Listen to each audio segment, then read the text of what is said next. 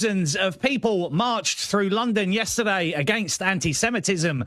So why haven't you heard about it today? Led by Chief Rabbi Ephraim Mervis, the rally saw Union Jacks, Israel flags and banners demanding an end to anti-Semitism. The march went straight past the BBC's headquarters. Tens of thousands, 70,000 estimated, protesting outside Broadcasting House, calling out what they see as bias and silence. Michael Gove turned up. Richard Tice from Reform UK turned up. Shadow ministers and MPs from across the spectrum were there. But the Labour government, the campaign against anti-Semitism, say they asked for an official representative. Instead, at the last minute, Labour offered a backbench peer. Too little, too late. And here's the backdrop. A YouGov poll showing anti-Semitic attitudes in Britain are at record highs. 1 in 5 people now admit to hostile views towards Jews, up from 11% in 2021. Nearly half of young people say Israel treats Palestinians like the Nazis treated Jews. Almost 1 in 5 young people believe Hamas's October 7th attack was justified.